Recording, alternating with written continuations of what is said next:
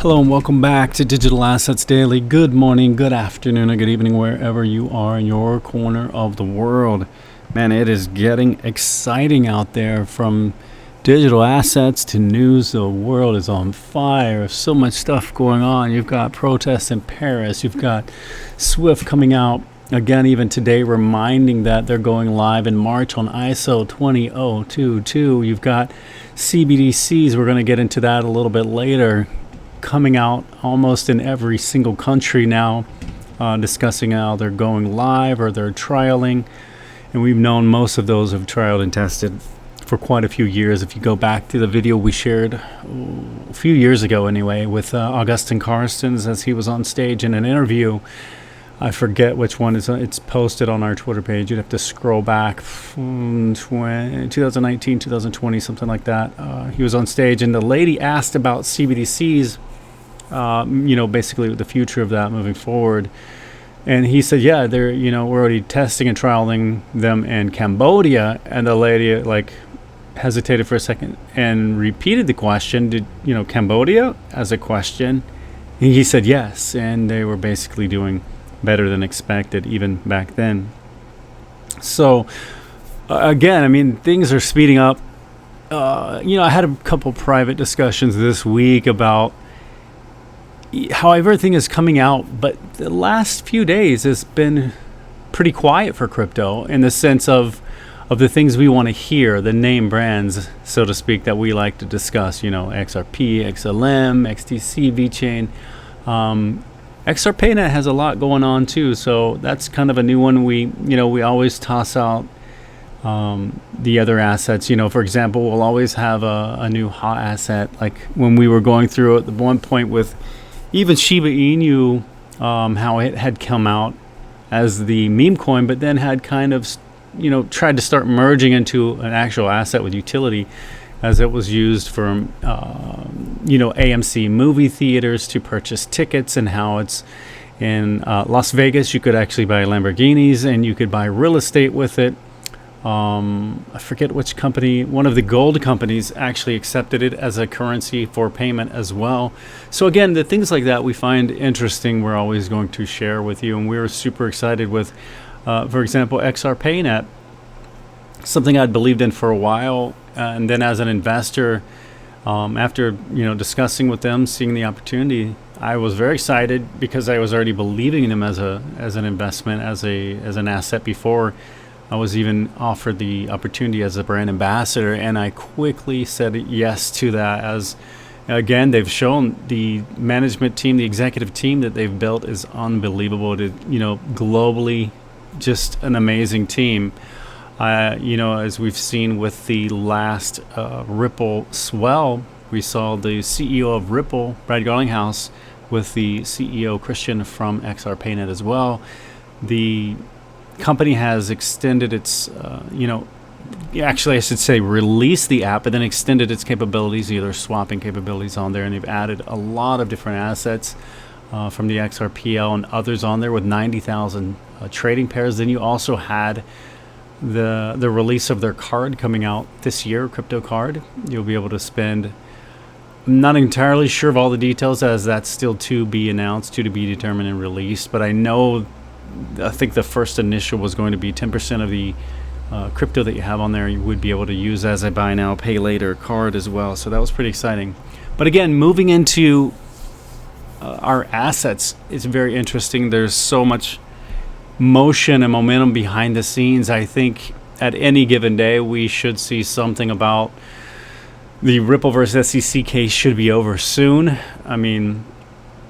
Honestly, I think if you followed that closely, it should have been over much longer, much long ago, I guess you could say.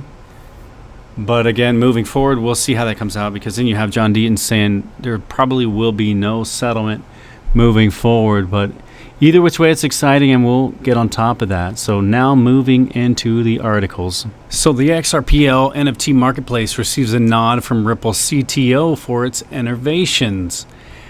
So getting into the article, David Schwartz came into the marketplace and has disclosed that had achieved Many of us set milestones in the days prior, and the landmarks included a one-of-one NFT minter, XRP minting pages, and IPFS support. Notably, one-of-one NFTs are single edition NFTs, consequently is not part of a collection, and no other one of it exists. But the IPFS is short for Interplanetary File System. It's used to store off-chain NFT data, serving as a pointer to this data and eliminating disputes over NFT ownership. And when I hear that, I think of Elon Musk whenever I think he was pretty much trolling in regards to NFTs about the ownership whenever he just said, you know what, screenshot, now I also own your NFT. So I always thought it was pretty funny. But the XRP lawsuit, Hinman docks in the spotlight again ahead of the summary judgment, and here's why. Attorney James K. Phelan reported that Rosalind Layton, a senior contributor to Forbes, has filed a motion in the XRP lawsuit. The crucial battle between the U.S. SEC and Ripple Labs, Inc. is near to its much-awaited summary judgment. However, the documents and emails related to Hinman's infamous Ethereum speech have again landed under the spotlight.